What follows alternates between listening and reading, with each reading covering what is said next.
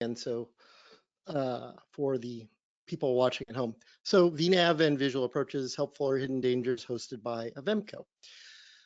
They are also the national sponsor of the FAA Wings program. If you are watching this live, as several hundred of you are, you'll get Wings credits within 24 hours if you've watched the majority of the program. If you're not active in the Wings program, you really need to be. It's only pluses. It never hurts. It can only help. Basically, you just go to faasafety.gov, you click create a new account, and you go. Now, if you don't get Wings credit within 24 hours, I promise you, you have. I get several emails after every webinar, why haven't I got Wings credit? And every time I look them up, they have gotten Wings credit.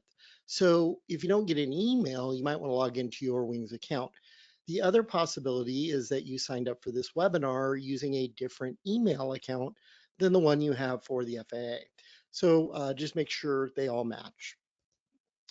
If you all are not familiar with me, yeah, I really do wear a bright pink shirt. The very short version of me is I'm a 2019 FAA National Instructor of the Year. I guess, well, there's only one of them. I'm a lead rep for the FAA safety team. I've given out 15,000 Wings credits in the last 5 years. I speak at every national show. And I'm really only good at single pilot IFR using autopilots, Avidyne, ForeFlight, and Garmin, because that's all I've specialized in for almost 2 decades. Couldn't spell the word chandelle. I know I'm not good at VFR traffic pattern. Wouldn't sign off a private pilot for a check ride. I'm not good at any of that. I'm really, really good at single pilot IFR using technology because it's my full-time job. If you did it full-time for 20 years, you'd be good too and pick up some tips that most people don't know. So if you want to learn more about me, go on over to pilotsafety.org. So now that you know about me, what do I know about you? Well, you're already good pilots and instructors. How do I know? Well, because you're here or you're watching this. People who aren't good pilots and instructors think they know everything. They don't take time out of their busy lives to learn more. And you want to be better. Well, why? So use the questions feature and give me an answer on why you want to be better. And I'll just wait for a couple of you. There's some good answers in there. To be safer, obviously, is the easy one. What else? Phil Coco says, my lives depend on it. Absolutely.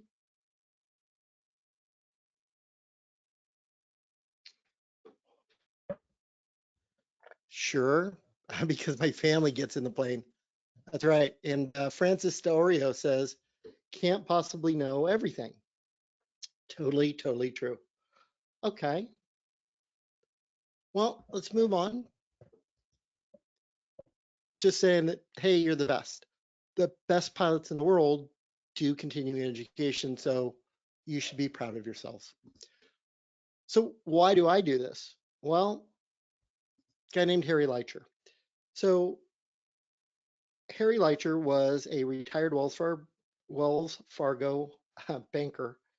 And when I got my private pilot, I thought I knew it all because I was great. I got my private pilot in 44 hours. Then I got my instrument rating in like 46 or 48 hours, and I thought I was even better than that. Then I went to Harry Leitcher for my commercial, and he quickly corrected my impression that I was great. He fixed me. He turned me from an amateur who thought he was awesome to a true professional pilot. He made me learn the aircraft systems. He made me learn why some of the emergency checklists would kill me rather than save me, and when to use them and when not to. He taught me how to make my own checklist. And most importantly, he forced me, quite against my will, I will admit now, to go to FAA Wings program. So he had a goal and I have a goal too. My GAA accident rate goal is 0. Now, some people say that's unrealistic. Some people just say, well, people will die every year, but we should try and reduce GA accidents. And I say that's not acceptable.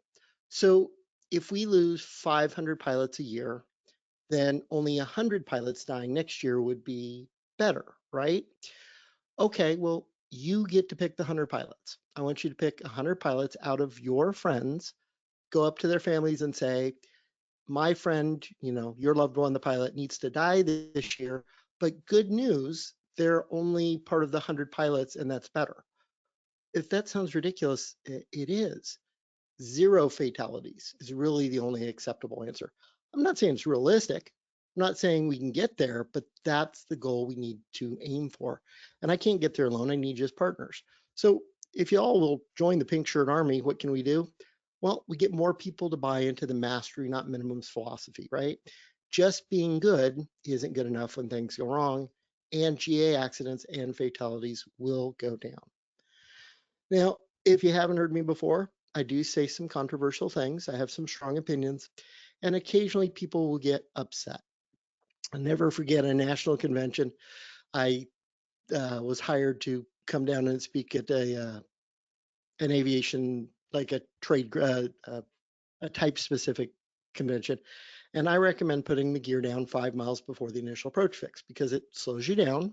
It prevents gear up landings, which absolutely happen when people drop the gear to track a glide path. I've got the accident reports, but most importantly, because it slows you down, it gives you time to run a checklist and it buys you more time.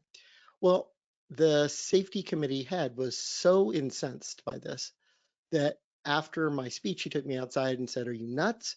If you drop the gear 5 miles before the initial approach fix, you're going to cause these pilots to stall spin."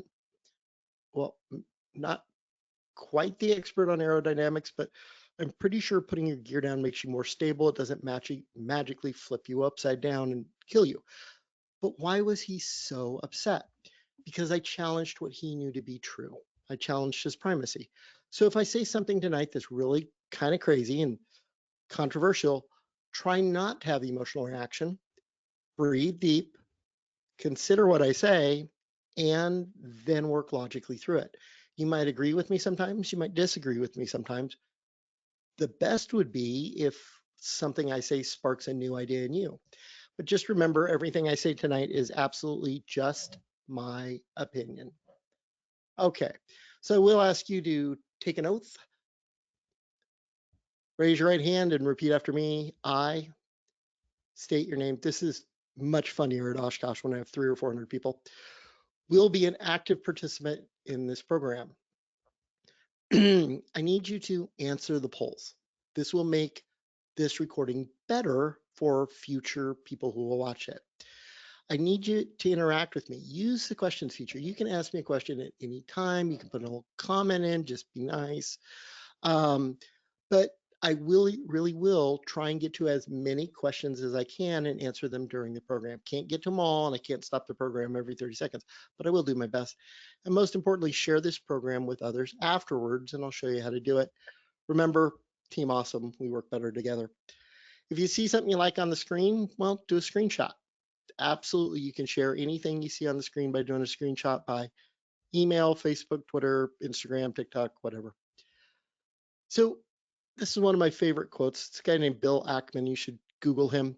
Experience is making mistakes and learning from them. Well, I got to tell you, I've made a lot of mistakes, probably more than most people on this webinar. I have a lot of experience. When you've flown IFR for 2 decades and you got 8,300 hours of real world experience, I got to tell you, I have made lots of VNAV and visual approach mistakes, and that's what I'm here to share with you tonight. So let's talk about VNAV.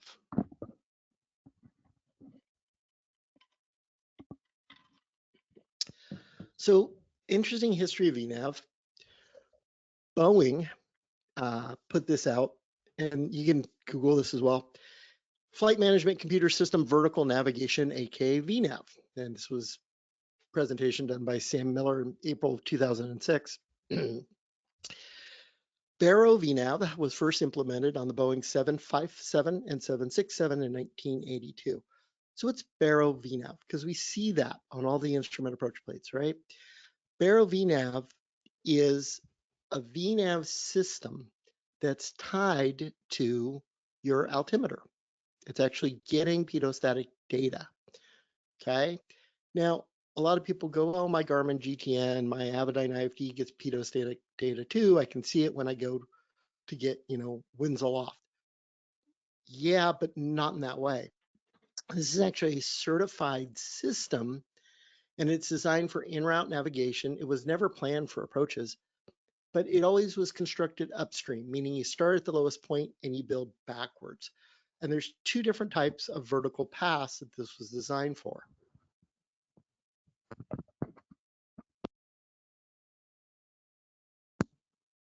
There's a performance path, and that's computed at idle power. So airline pilots would bring the power all the way back to idle. And then there was a geometric path, which is point to point. So if you look at the first one, right, they would bring the power back to idle, right, which is economy speed. You see how it curves down to OLM at 12,000? Then they could generate on their FMS system a geometric path with a VNAV target speed as well. So they could hit an altitude and a target speed. Now let's talk about the way stars are designed. So there's 7,000, 10,000, 6,000 in between, but let me show it to you on an actual star going into LAX. So if you see two blue lines at ME, you're supposed to be between 1,7,000 and 1,4,000. So you can be at 1,4,000, you could be at 1,5,000, you could be at 1,7,000.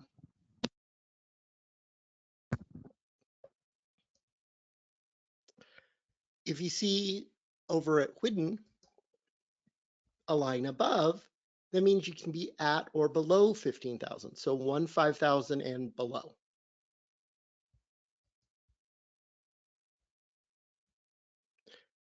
That line at normal means you need to be at or above 6,000. So 7,000 fines, 8,000 fines, 9,000 fine.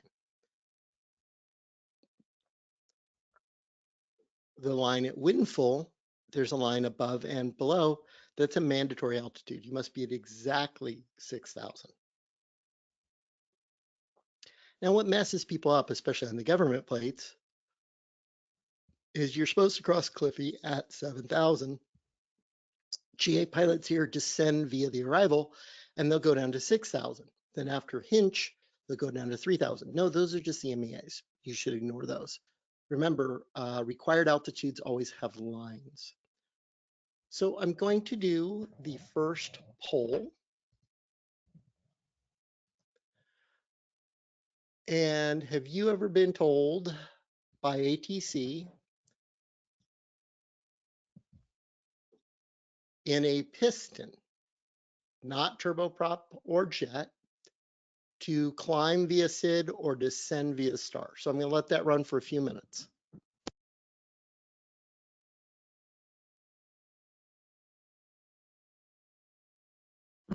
Remember, this is in a piston, not a turboprop, not a jet. Have you ever been told to climb via a SID or descend via a star?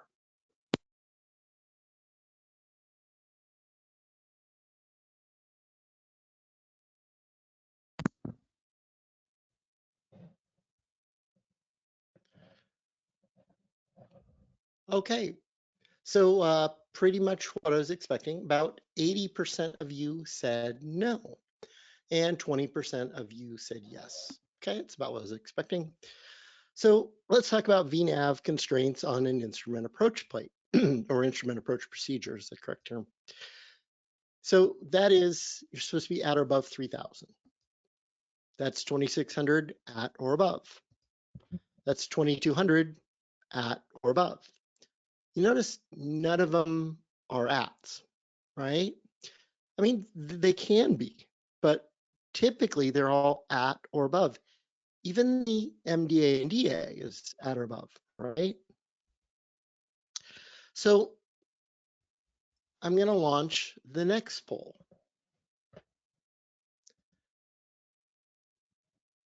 Is VNAV, when available, helpful when flying instrument approaches?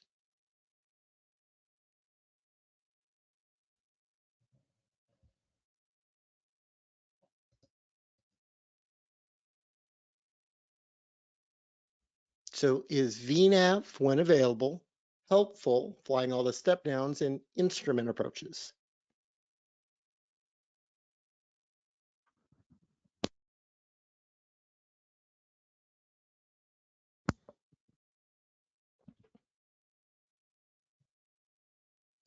Okay, and 85% of you said it was. That's really interesting. 15% of you said it was false. So let's go back again. Remember, 3,000 is at or above, 2,600 is at or above, 2,200 is at or above. The 2,200 is not mandatory. You don't have to go down to 2,200. And we'll talk about that in just a second. So what are some dangers in general aviation when using VNAV? And I've seen this many, many times. One, you get a letter from the FAA saying you have violated your IFR clearance. They've opened up an investigation into a pilot deviation. At which point you say, well, I'd love you to give you my email address to show you how active I am in the WINGS program before we get started. And they go, well, we appreciate that, thanks. But this actually happens all the time. See, Garmin GTN is a wonderful navigator. It's really, the GTN TXI is just a wonderful state-of-the-art thing. But one of the things that happens is it enables VNAV automatically every time you load an approach. And we've been taught that VNAV is helpful. Well, that's great, but not if it violates your clearance. So VNAV is on. You hit the VNAV button on your autopilot a couple miles ago, and they say, crosswiser at 4,000 cleared for the approach. Well, what you won't notice is because your wing's up right about on top of it, that wing's going to cover that TOD. And he says traffic 12 o'clock, 500 feet below you. So he definitely doesn't want you, going down, and you're looking for traffic, right? Watch your altitude up at the top of the screen with the red arrow. Because VNAV has armed itself and because you push the VNAV button, you're now descending in violation of your IFR clearance. Can't tell you how many times I've seen students do this. Now they don't say anything yet. 200 feet, oh, there's 300 feet. At this point, they're going to call you and say, you were told to cross wiser at or above 4,000. They usually start hitting you up at about the 300 mark. So be very careful. The number 2 danger with VNAV is just going too low too soon. So because we went down to 3,400, we don't need to. Remember, you don't ever have to go to the altitude outside the final most of the time. Why is this dangerous, in my opinion? Well, you're 12 miles from the airport. There's no reason to go down low. Why don't you just hang up high and wait for the glide path? Let me show you what I'm talking about. So here's the approach profile. The glide path goes well above 4,000. You could have just stayed at 4,000 the whole time, right? The problem is because VNAV took you down early, you're there, which means your glide range is nowhere near the airport, right? So I know a lot of you go, well, it's only 600 feet. Hey, 600 feet makes all the difference between getting to a open road or field and hitting some trees. I've had real life engine failures. Let me tell you, 600 feet can absolutely make all the difference. The number 3 danger in using VNAV is it actually hides the real GPS glide path. So this is the RNAV Yankee 6 going into Birmingham. There's the glide path. Now the glide path only appears when the next waypoint is the final approach fix, in this case, just go.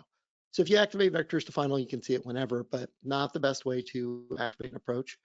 You'll have to watch some of my other videos. I always load the initial approach fix, then activate the leg I'm going to intercept, but I'll explain why different video. But there's the glide path. The problem is VNAV will actually hide it. Nobody ever quite believes me. So I was training a student with a Mooney just a couple weeks ago, and we were flying this approach into Birmingham, and let me show you what actually happens. So my finger's showing that we're on our way to final. It's putting out LPV. We should see a glide path, right? So we should see a glide path on the GI 275.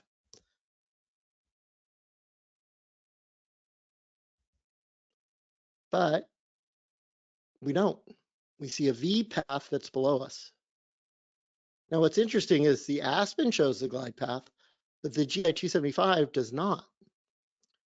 Well, it's there, it's just not available for tracking. It's showing the VNAV path, the V path there and there.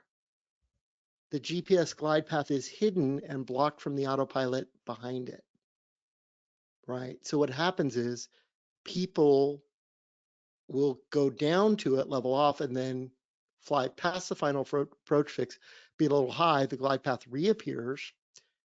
Now it's below you, and autopilots don't like to dive, and that causes a lot of people to go miss. There's ways to work around that, but it's not the best way. So what do? Well, it's pretty simple. Every time you activate an approach on the Garmin GTN, if you don't want VNAV, and I don't, to remove VNAV, it's pretty simple. You push the home button, utilities, VNAV, and disable it. So let me show you how to do that. Home, utilities, VNAV, disable it, and now the glide path is above me. I can now push approach, and now we'll track the glide path appropriately. Okay.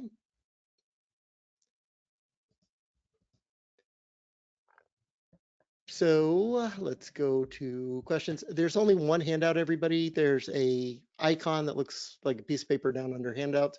And it's just a picture down to share with people later. So this is from Kenneth. Kenneth Swain for the win. You get the Your Right medal of the day. The longer you're on the glide path, the longer you have to dial in a truly stabilized approach. Absolutely right, Kenneth, absolutely right. And Craig says, how and when to use VNAV is important. You can't let it take you below the step down altitudes. Well, VNAV wouldn't take you below the step down altitude in this case, but it would hide the glide path until you've already gone past the final approach fix. So I don't want you to use VNAV on instrument approaches ever. I've done it, and I've seen it go bad in turboprops. I've seen it go bad in jets. I've seen it go bad in pistons. However, there are really good reasons to use VNAV, including on some instrument approaches. So when do I want you to use VNAV? Well, on LNAV only approaches, when there is no plus V. So in a WAS failure with multiple step downs, or there are some original GPS procedures that never get the plus V. The plus V, by the way, is created internally in your WAS navigator. Or if you're told to cross a fix at this number of feet, cleared for the approach, or you said cross this fix at 4,000 feet and it's 50 miles away, that is when you're going to use something called VNAV Direct. So there really are good reasons to use VNAV, and let me show you the first one. So here's the RNAV GPS Bravo to El Monte, California, using VNAV, and there is no plus V on this. Okay, even if you have a WAS navigator, you never get plus V. There's multiple step downs. So after darts, you go down to 3,800. After Miffy, you go down to 3,100. After Lairdy, you go down to 2,200. After Wally, then you dive and drive, right? After Wally, you go down to 1,200, and that's the old dive and drive, right? And after Zeeman, you dive and drive down to 900, level off, fly forward, and either find the airport or at the missed approach point go missed. Well, that's a lot of vertical speed dial, vertical speed dial, vertical speed dial, vertical speed dial, right? So this is when VNAV actually is helpful. So VNAV on a Garmin GTN, and I'm going to show you actually how to do it with the Garmin GFC 500 autopilot. So we're approaching darts for several miles out. We're in nav with the autopilot and flight director on, and we're in altitude hold. You know we're in altitude hold because you see the little white light, the little white triangle above altitude hold. You know the autopilot and the flight director are on because again, you have that little white triangle above them. And you know I'm in nav mode or GPS steering because you have that little white triangle above nav. All right, so you're told cross darts at 4,000, cleared for the approach. Well, fabulous. We can totally do that. That's exactly what VNAV is for. So what I'm going to do is I'm just going to touch the flight plan, and I'm going to put a constraint at darts of 4,000 feet. And then I'm going to hit the VNAV direct button. Now, what that does is that instead of creating a top of descent button and 500 feet per minute down, it actually just draws a line from your present position at a nice stable descent rate. Kind of acts like a glide path, except it's a V path. And that's what you would see. And you can see on the moving map that it's at 4,000 because there's a blue line above and a blue line below.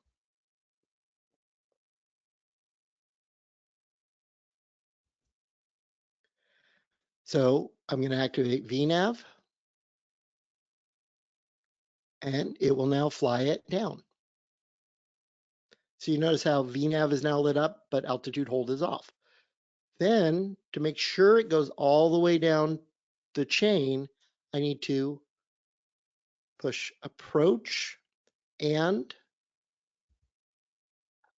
spin my altitude selector all the way down to my minimums, right? You don't want it stopping. So after darts, you're supposed to go to another 3,800. And look at the map. You know it's active because it's blue. So on a G1000, a lot of you are familiar with, if there's an altitude in white, it's not active in the VNAV. If it's blue, it is, right? So you can see how it's blue. So VNAV will get there.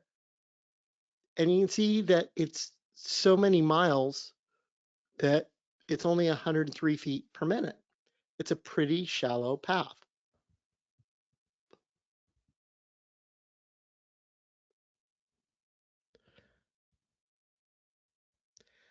Now, after a MEFI, we're going to go down to 3,100.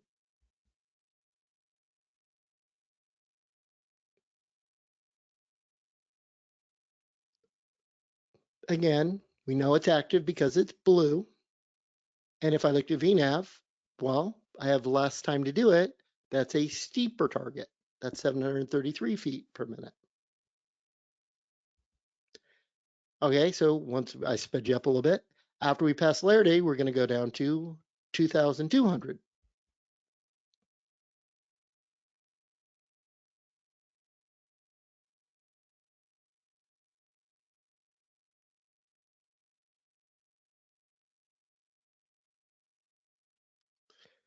And now we're coming up on Wally. And I want you to look at the blue altitude, and it says 2,200 in blue, so we know it's active. 634 feet per minute is fine with our current speed of about 120. But do you see how it says BOD? That's bottom of descent. You've all seen top of descent, but this one says bottom of descent, right? Okay, now we're coming up on Wally, and after Wally, we need to go down to 1,200 feet, right?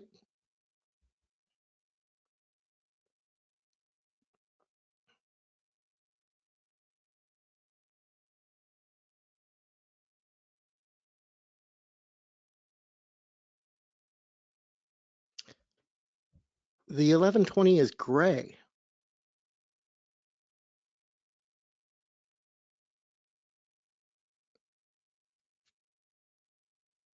and it's not there. Did anybody notice when we crossed to Wally what the autopilot did? It switched from VNAV back to altitude hold. Do you know why? Because there is no VNAV allowed after the final approach fix. VNAV's only allowed outside of the final. So again, VNAV absolutely with multiple step downs is helpful, but what do you do at the final? Well, your altitude preselect has already been spun down to the minimums, right? So what we're going to do, we use VNAV to there, VNAV to there, VNAV to there, VNAV to there.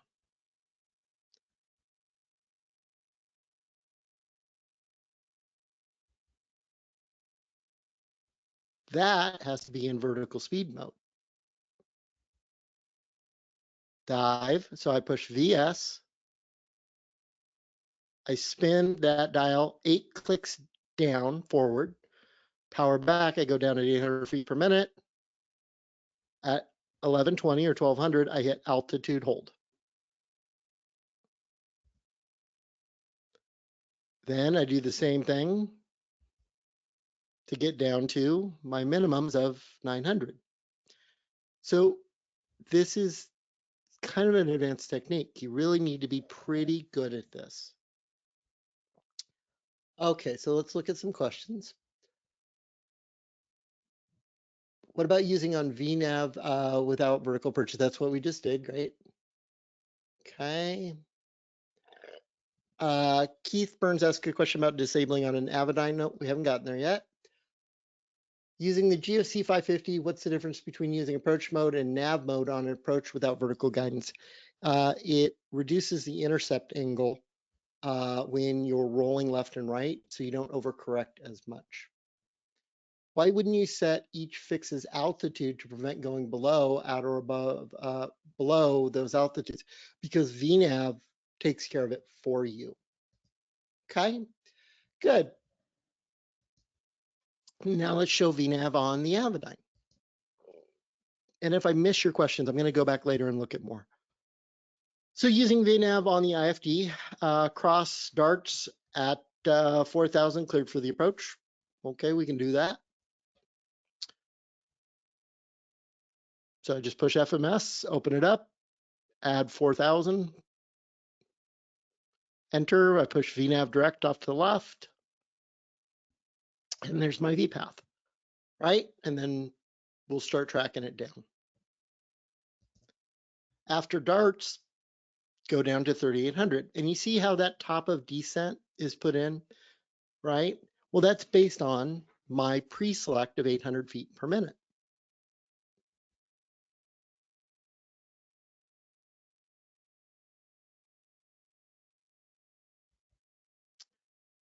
Well, let's try it a different way.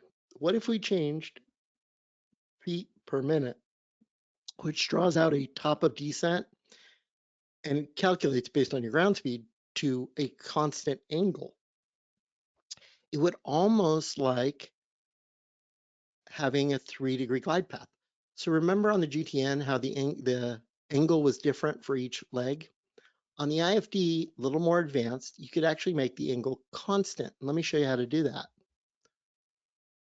So I'm just going to hit, I'm going to zoom in a little bit so you can see it. Going to go auxiliary. I'm going to change descent angle, right? I'm going to put it back to descent rate.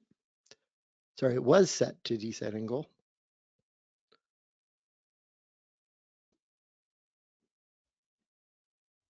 And not doing what I quite wanted to do. Let's look at it a different way, folks. All right, so right now, do you see where the TOD is? That's at 800 feet per minute because I'm in descent rate. Do you see how it's about 3/4 of a mile out? Watch what happens when I change it to angle and back. You'll notice how the angle starts sooner and is a lot more stabilized. So right now it's at descent rate. Watch what happens when I change it to descent angle. See how it starts sooner? It's more stabilized. If I put it back to rate, it'll be closer to MFE.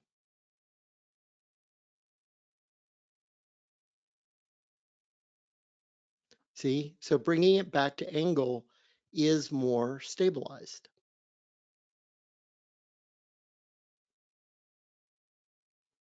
And you can pick your own angles. You can pick your own descent rates.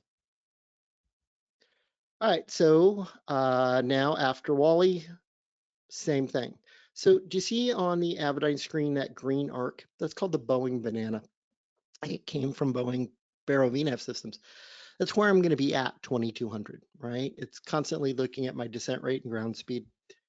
So it'll get closer to Wally as I get closer. And when the green arc goes away, well, then I'm in altitude capture mode and I'm going to be at 2200 after Wally. Or I'm sorry, at Wally is what I mean to say. So as soon as we pass Wally, my next line will go Gary Pink.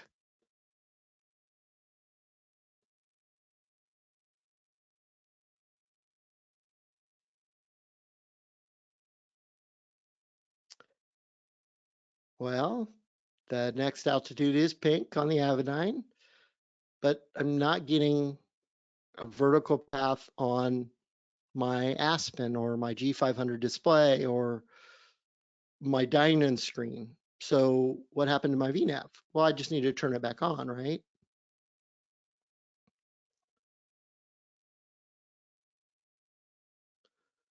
So I'm going to hit the VNAV direct button. Well, I can push it as many times as I want. It's never gonna work. Why not? Because VNAV is not allowed inside the final approach fix.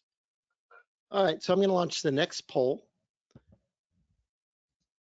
And the next poll is, in your opinion, does a visual approach on a navigator help when you're going to an unfamiliar airport? So missing a couple words on the poll, but in your opinion, does using a visual approach on a navigator help when you're going to an unfamiliar airport?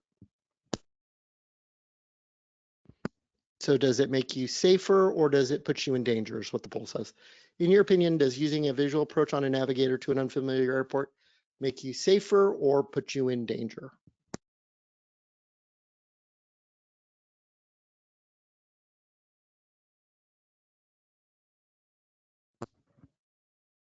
Okay, good. So 73% of you said safer and 27% of you said put you in danger. Well, let's talk about visual approaches. So there are two types of visual approaches if you're instrument rated.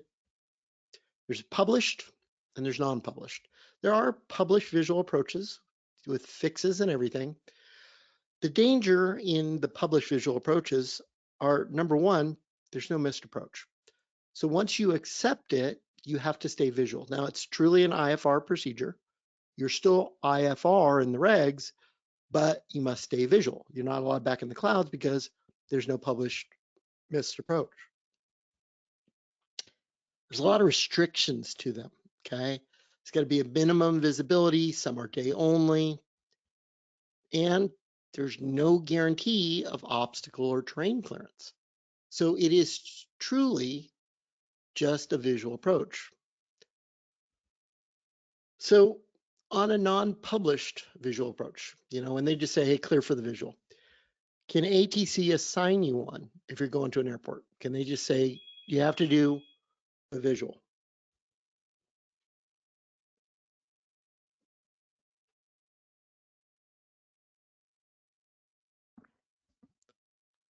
Can all airlines accept them? And what does the FAA say about visual approaches as far as safety is concerned?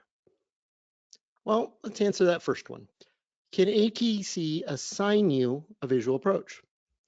Well, yeah, but you don't ever have to accept it. I don't accept visual approaches. Why?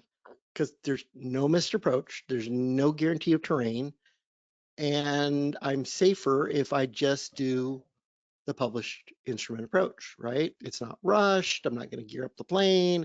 I'm not going to cut any corners. It's safer. Well, what's the exception when I have to do a visual approach? Well, if they're simply unable to provide separation for the published approach in VMC at busy or understaffed Class Bravo airports. I've gone into Class Bravo airports where they were very busy and I was allowed to fly the full published procedure. So I went into Salt Lake City one day and I said, I'd like the ILS, and they said, unable, cleared for the visual, keep it tight. And I said, request. He's like, what do you want? I go, well, for training, I need to do the ILS. He said, unable, separation, cleared for the visual, keep it tight. The only time ATC ever says no to me is when they simply cannot do it for safety. So at a Bravo airport especially, if they can't give you the separation for the published approach, then you either have to accept the visual or go somewhere else. Can all airlines accept a visual approach? Well, yeah, as far as I know, all the 121 carriers can, but there are some restrictions on the three biggest ones. American, Continental, what everybody calls United, and Delta must all back it up with an ILS or RNAV providing vertical and lateral guidance. Anybody want to guess what major carrier does not have to back it up with a published RNAV or ILS?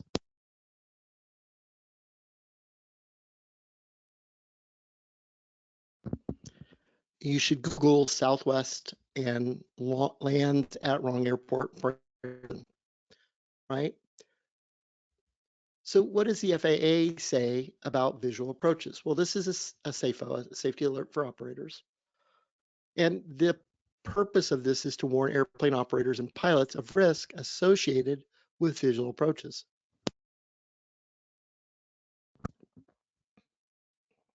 Visual approaches contribute to both airspace excursions and incorrect surface approaches and landings, landing on the wrong runway, for instance.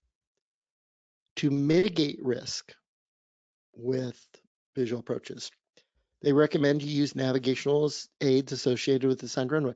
In other words, you should load the approach and fly it. And you should always tell ATC unable if you believe you have inadequate time to rebrief performance, reprogram avionics, brief the approach diagram, or stabilize the approach. And instead, what the FAA specifically wants you to do is request the desired published instrument approach. So remember, it's all about pilot in command. So I want to show you a visual approach on a Garmin GTN and talk about the GTN for a minute. Couple things, you got to have a valid terrain database. The airport must be in the database. So you can't load a private airport, create one. And even if it's in the database, not all airports will get one. There's three different places you can activate it from. You can activate it from a button that's not on that map yet that will actually say visual approaches, but there's another way to get to it. You can activate it by going to the procedures button, and you can activate it by going to waypoint info. So I'll show you two of the three ways on this one. If I push the approach button, that gets me to approach, and I can do a visual 1.7, load, approach, and activate, right? Go back to the map. Another way I can do it is go home, procedure, approach, same thing, visual 1.7, load and activate, press and hold home, or I could go waypoint info, airport, procedures, there's the visual 1.7, right? So that's two of the three ways. And then I'll hit activate, great. Now, how long does it draw that line? Well, it'll draw that line anywhere from 3 miles to 28 miles out. It depends on obstacle clearance. And by the way, it doesn't always give you a glide path either. Again, it's obstacle clearance, okay? So the default is 3 degrees and cross the threshold at 50 feet. But that's not going to work in Aspen. So now look on the map in the bottom left and you'll see a visual button. That's what they're talking about. You can get there from the map. So if we're going into Aspen and you go approach, visual, load and activate, There is no vertical guidance because Aspen is bad. There's one way in, there's one way out. It kills 60,000-hour jet pilots. Aspen is the only airport that I know of in the US that has its own special FAR. You're not allowed to do IFR in IMC while you're there unless you've been there during day VMC in the previous 12 months. The terrain is so treacherous, but just activating a visual approach, you're not always going to get that glide path. Now you can also do a visual approach in the Garmin Perspective Plus, right? And you can do it in some versions of the G2000. So, but even the Perspective Plus, they want you specifically to know, then this isn't serious. This is where the Garmin Perspective Plus is, that you are absolutely responsible for avoiding terrain obstacles and traffic. In fact, it won't let you load the approach until you push OK on the pop-up warning that says obstacle clearance is not provided for visual approaches. How about a visual approach on the Avidyne? Well, a lot of the same guidance. Got to have a valid terrain database. Airports must be in the database, and same thing. You don't get one to every single airport, right? The defaults are a final length of 1 nautical mile, a pattern width. They're not all straight in. And there's a glide path or glide slope of 3 degrees, but you can change all of those. So I don't like a 3-degree glide path. I actually like a 4-degree glide path. Why? Because it keeps me higher, better glide range in case something goes wrong, right? So if I want to change that, so first of all, I'll load the visual 1.7, but instead of straight in, I'm going to go left downwind. And you'll notice it actually draws out the pattern.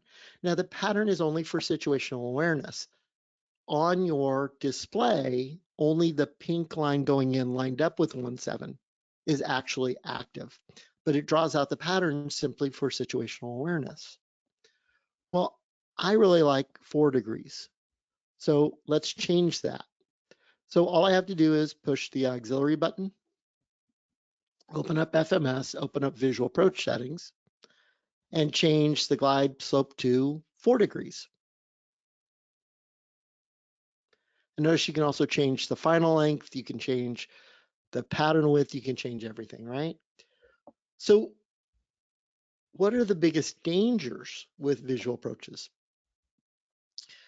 Well, accepting a pure visual approach, you do occasionally land at the wrong airport. And it's not just Southwest. Boeing put a Dreamlifter into the wrong airport, and lots of GA pilots have landed at the wrong airport. Gear up landings. No kidding, this actually happens quite frequently. What happens is a pilot is expecting a full instrument approach. Somebody says, cleared for the visual, keep it tight, turn base now, clear to land, and they get rushed. And this is at the end of a flight. They're suffering for something called decision fatigue. You should read my book. It's pretty interesting. And they just don't put the gear down. So gear up landings actually do happen when people get rushed into visual approaches. The worst thing, though, is no missed approach. This is what killed the CEO of a turboprop company. New turboprop pilots tend to come in too fast, and this one did as well. He was flying into an airport in Florida, and he was IFR. He got below the cloud deck. The cloud deck was at like 2,500 feet. He got below the cloud deck, and ATC says what they always say, report the airport in sight. He says airport in sight, and they said cleared for the visual. And he said, okay. No, don't do that. Well, cleared for the visual, contact common traffic. He came in too fast. He overshot the runway, and at the other end of the runway is fog going almost all the way down to the ground. Well, you're not allowed back into the clouds. So what do? Well, I would just go back into the clouds and declare a mayday. What he did is yank back the throttle, get really slow, and start a steep turn while pulling the nose up. And yes, The stall spin killed everybody. The biggest danger, though, is not killing everybody in your airplane because of a no-missed approach. You know what the biggest danger in visual approaches is? Killing somebody else. Absolutely, people, it's my strongest opinion. You never use visual approaches on a Garmin, Avidyne, or any other navigator to a non-towered airport, because straight into a non-towered airport causes mid-air collisions. This is a very classic example of you never do this. But the marketing departments of these companies go, visual approaches, visual approaches, visual approaches. Oh, activate a visual approach to a non-towered airport. Activate a visual approach to a non-towered airport you've never been in. Activate a visual approach to a non-towered airport at night. And people get very fixated on there's nobody on ForeFlight. Well, not everybody at a non-towered airport has an electrical system. There might be a Piper Cub out there that's not showing on radar to ATC. And they're certainly not showing up on your ForeFlight or ADS-B traffic system. So you're going straight in, and this is bad. You don't land straight in at non-towered airports. So this happened at Watsonville on August 18th, and I'm not saying he activated a visual approach. I'm saying this is what happens, though. So he was, and he was on common traffic, and he said he was coming straight in, but you don't get priority coming straight in. There was a Cessna 172 in the pattern, or 152 in the pattern. That's a picture of them actually hitting midair, and that's what is left of the planes, and of course everybody died. So if you take away anything from this webinar, visual approaches should never be used to fly straight into non-towered airports unless what? Because there's always an exception. I have really strong opinions, and there's always at least one exception. You say Mayday, Mayday, Mayday. Hey, if you're an IMC and the nearest airport is 00 and there's smoke in the cockpit, visual approach to the nearest runway and write it on down. At least you're going to get to a runway, right? If you're VMC and the engine's running rough and starting to shake, visual approach straight in, absolutely. So you should never use visual approaches to go straight into a non-towered airport unless you have an emergency. So everybody goes, well, so you don't like visual approaches? Well, no, there is a really good time when you should always use visual approaches too. So when do I want you to do visual approaches? Well, to prevent an accident just like this. So this is Truckee Tahoe. It's in the mountains, if you didn't know. 605 Tango Romeo, fairly big passenger jet. At 118 local, the weather was wind 280 at 11, gusting to 16, and the visibility was 4 nautical miles. Broken at 2300, temperature tree dew point 8, altimeter is 3013. So look at the airport diagram. So runway 29er would be the best, right? Well, let's see what they were doing. Well, the only approach in there is the circling approach, and it most closely lines up with runway 2. But because of terrain, they don't really want to go into 29er either, right? So they requested a circle to land for runway 11, which the performance chart said they could do. They were told by ATC that they were number 2 for the airport to hold north of Alva, so they have to put in a custom hold. After one turn in the hold, they were cleared for the approach. So they went to Owega, past Asti, got down to Lumo. They said contact tower.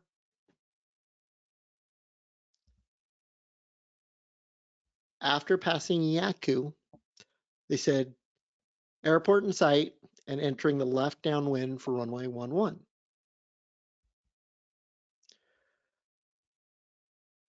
The controller cleared them to land and said they were not in sight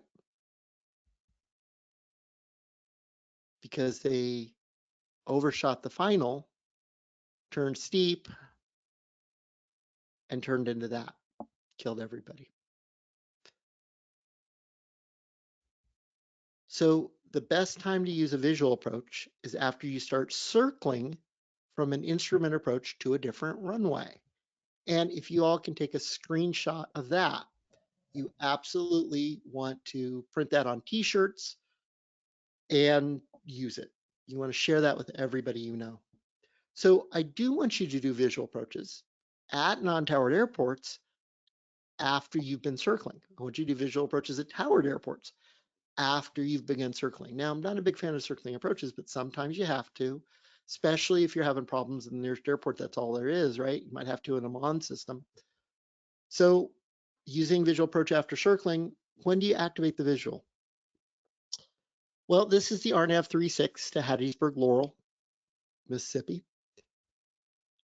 At or above the MDA, if you see the runway in sight, you activate the visual. Now, don't forget, and this is really, really critical, if any of you are working on your instrument rating and you're getting ready for an instrument check ride, and you've descended down to 800 feet, right? And the pattern altitude at Hattiesburg is 1,300 feet. Once you say airport in sight, and the examiner says, okay, you can take your hood off, you can absolutely look at the examiner, and you can absolutely do this in real conditions too. You say, well, I can see the airport and I can safely climb back up to traffic pattern for safety. I'm going to do that. You don't have to stay at minimums on a check ride. You don't have to stay at minimums in real life. If you can maintain visual contact and climb a little bit to be safer, you absolutely should, okay? So let's go out. Basically, you're gonna make left traffic, intercept, and go in. So let's do that on the Garmin GTN. So you can see I'm just outside of runway 36. I'm level at the MDA. The airport's in sight. I'm going to change the autopilot to heading. Turn the heading bug 45 degrees to the right. Touch visual approach and activate the visual runway 18. And it looks just like this.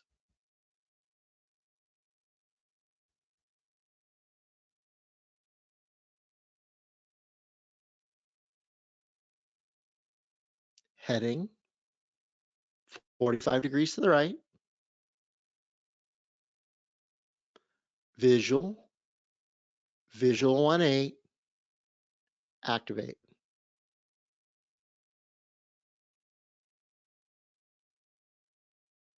And you can see how the chart goes away. And now we've got some situational awareness. Now remember, this is visual. You're supposed to be looking outside, but it will draw the path and a glide path inbound on, in this case, the Aspen and the GI 275. Now, remember that Truckee Tahoe accident, right? They overshot and they started turning too steep. Well, let me show you how using a visual approach for situational awareness could have prevented that. So you can see we're getting pretty close, right? Say, hey, we're getting pretty close. So you kind of need to keep the turn going, right? You don't want to turn more than 30 degrees. Hey, you're about to go through it, okay?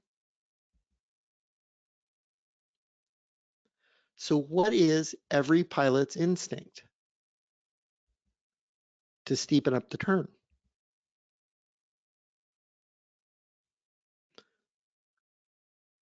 Nope. Shallow that out. If you go through, you go through. Look at the trend vector, the dotted blue line coming off the nose. If you go through a little bit, go through a little bit, right? And what you want to do instead is just apply a gentle correction to re-intercept, right? If you go through it, you go through it. See how that would have prevented the Truckee Tahoe? Here's a bonus. How about doing a visual approach on the new GNC 355? Well, we can do that too. Here's a visual approach. I'm sorry, RNAV GPS approach 36 left at Lakefront, New Orleans. And we're going to circle the land runway 9. So we want to activate that visual approach. Okay, let me show you how we do that. Okay, copy, rec. All right, now, you see the airport, right? I do. Watch what I'm going to do. My airplane, my controls. Autopilot off. Visual. 9. Activate. Do you see how it gives you some course guidance? Yeah, you can follow a line.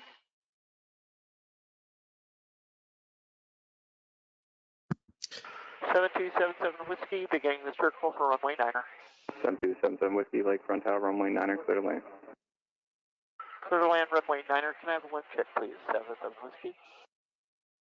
So you'll notice I disconnected the autopilot because I never get to hand fly. I always want people to auto fly, use their autopilot as much as you can. But once you've gone visual, absolutely you can, as soon as you've got the runway in sight, disconnect the autopilot and go visual. So in the previous example, I put my autopilot to heading 45 degrees, then I activated the visual. In this case, I activated the visual, then I disconnected the autopilot. In both cases, I'm going to disconnect the autopilot. Okay. Now, how about on the Avidyne IFD? Well, pretty much the same thing. Level at the MDA, airport in sight, change the airport, change the approach, or change the autopilot to heading, sorry. Get a little tired. Turn the heading 45 degrees to the right, push procedure, select visual, but instead of a straight in, select the left downwind and replace. So let me show you what that looks like.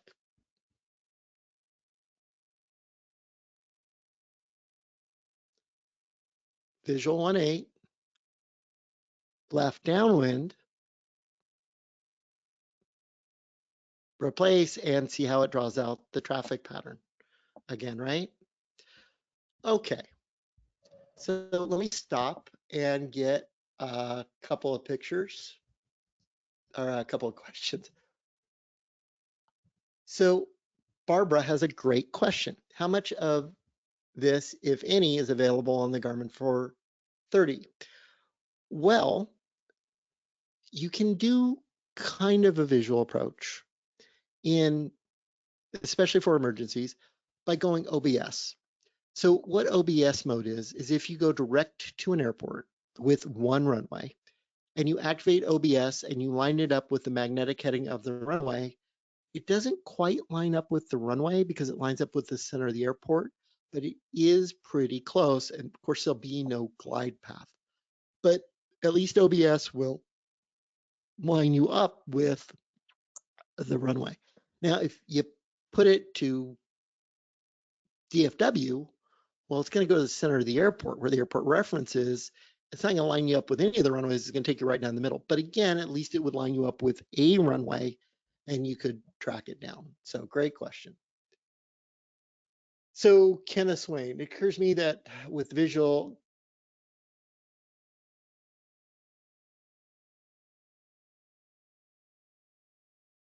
east at Albuquerque for situational awareness, absolutely it would be. And you should activate it if you're circling to that runway. Now, if there's a published instrument approach, just fly the published instrument approach. What if you're not instrument rated and you're just flying the traffic pattern? Well, fly the traffic pattern, but activate the visual approach straight in to get that same course guidance. But again, please don't go straight in. All right. So John Jones has a question. How does the initial 45 degree to the right work with all the turns to the left unless posted otherwise? Well, for both of the runways, when I turn to the right, it's because you make left traffic. So being to the right of the airport, you do make left turns for traffic pattern. That's why I did that. So activating visual approaches on the GTN 650, activating a visual approach on the Avidyne 440 are all done the exact same way. You just don't have as big a map. All right, Jim Claypool, how about on the G1000, is the visual approach functionality available? On most of them, I don't believe so. It may be available on the new NXI. I would have to check. All right.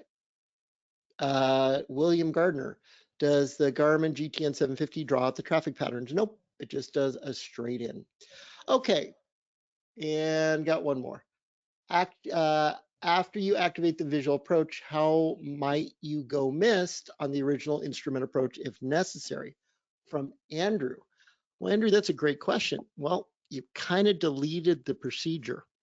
So you're really gonna activate the visual once you begin circle if you really are committed and safe to land, because you will have deleted the missed approach. That is kind of a hidden danger. Great question. Great question. All right, let's take a test. Not for you, but for me. I just want to make sure I covered everything. So you don't even have to answer this using the questions feature. I just want to make sure I covered everything. So you can just yell at your computers if you want. Barrow VNAV is an RNAV system that A, uses altimeter info to compute a vertical path, is allowed for anyone with an air data computer and WAS, requires FAA authorization, or both A and C. Of course, you know the answer. It is both A and C. I just threw this in to essentially show off and have fun. I didn't cover this, but I'll give anyone extra credit if you happen to know the answer. If you wanted to manually calculate a VNAV descent rate from the final approach fix all the way down to the runway, you should use what formula? A, vertical speed equals glide path degrees divided by altitude delta or change.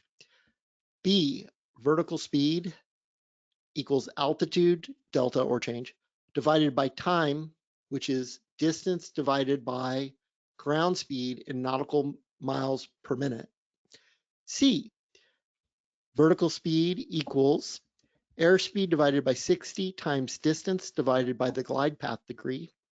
Or D, what the heck are you talking about?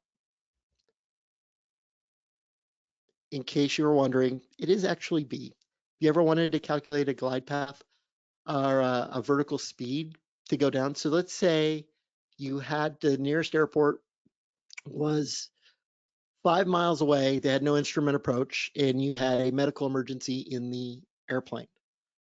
Well, you're 5,000 feet up, you could take your altitude and say, I'm going to go down to the airport's down at 300 feet. So the altitude delta would be 4,700. So you would take that 4,700 feet and divide it by the time it takes you to go that distance in minutes. So it's not speed per nautical mile. So you're looking at your airspeed indicator and that's 90 knots. Well, that's per hour. That's a 1.5 miles knot per minute. So you would take the 4,700 feet and divide it by 1.5, and that would be the vertical speed you'd set on your autopilot. So if you don't want to do that, don't worry about it. You probably will never have to. All right, VNAV on a Garmin GTN works on everything except descending via stars, descending on instrument approach procedures, climbing, or descending to custom waypoints. And I actually did forget this. This is why I do the test. VNAV on Garmin GTNs doesn't work when you're going up. It only works when you're going down. Using VNAV to fly a path from the final approach to the runway is only for Barrow VNAV system, should be used instead of the MDA at night, should be used at night to avoid black hole illusions, or D, should be used when you create your own instrument approaches. Well, as you might have guessed, yes, it is only for Barrow VNAV systems which require authorization from the FAA. Visual approaches on a Garmin GTN. A, can have the glide path angle changed. B, range from 3 nautical miles to 28 nautical miles, depending on the obstacles. C, always have vertical guidance. Or D, are available at all airports in the database. And only one of those is correct. And it is that one. Very good. Visual approaches on an Avidyne IFD can have the glide path angle changed, can be straight in, base, or downwind, can have the final length changed, or D, all of the above. And of course it is D, all of the above. Visual approaches have what advantage over published instrument approach procedures? They are preferred by ATC at busy airports. B, they are easier and faster for the pilot. C, none, they're just more dangerous. Or D, both A and B. What are the advantages? Well, none. Well, there are advantages to ATC because it helps them maintain separation and get more people in and out. But to the pilot, really is none, except increasing your risk. Visual approaches should always be used. A, after beginning circling from an IAP. B, instead of an IAP with an MDA at night. C, at night to avoid black hole illusions. Or again, D, when you make up your own instrument approach procedures. Of course, you do them after beginning circling. All right, so how committed are you to reducing GA accidents and making a change? Well, if you're committed and you want to join the pink shirt guy, you don't have to wear pink, but hey, we could make a nice pink shirt in Army. Share this information with others. It was free for you. I'd love for you to share it with others. Sign up for more webinars and invest in your own mastery, not minimums training. You don't have to do all of them, but just pick one, and that would be a huge change, right? If you want to share this course with others, you could post this info on Facebook groups. So the handout that you downloaded is just a picture of this video course and where people can watch it starting tomorrow. So today's November 4th, so starting November 5th, they'll be able to watch this for free off my website. Talk to other instructors and share the student.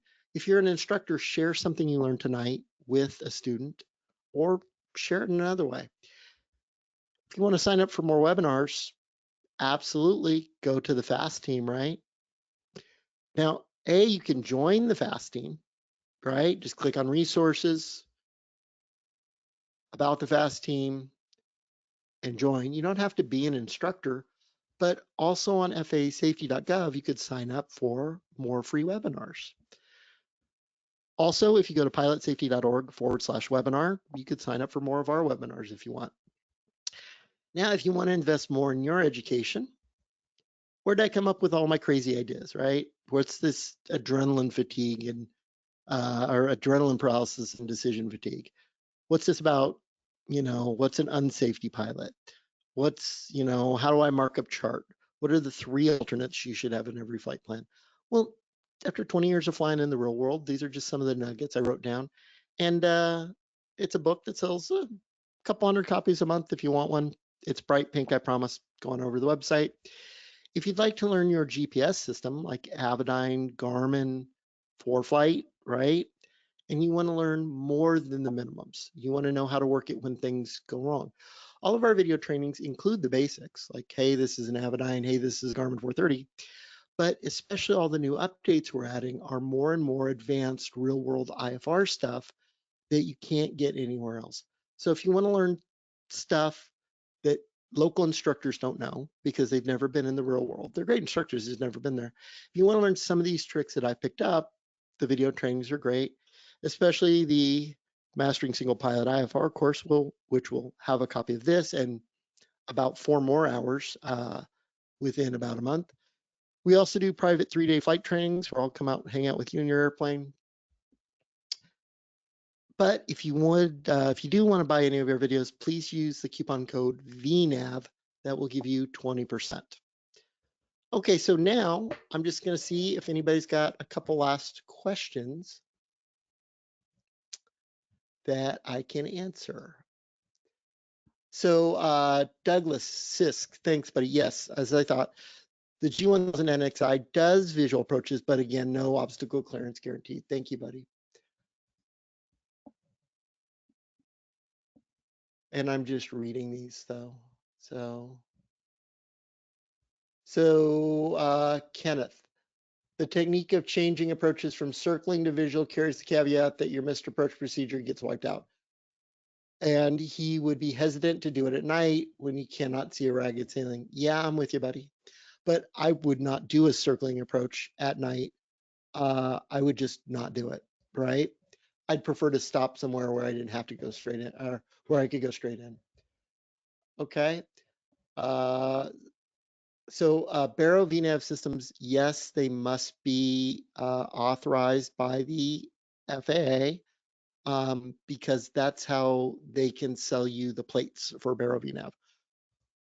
So I did not demonstrate the visual approach on ForeFlight, but yes, Jeffrey Keen ask, I do those on ForeFlight as well. I did not demonstrate it. Okay.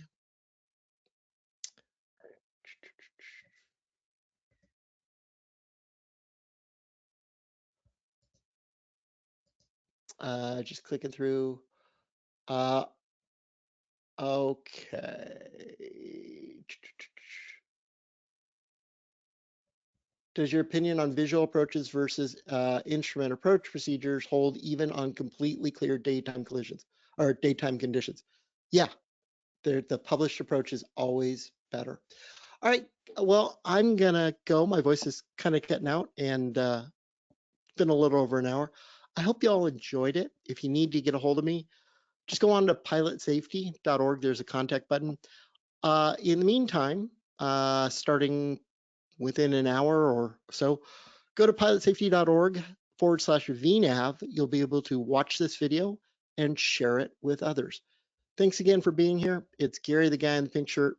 Hope you all had fun and learned a couple things. We'll see y'all next time.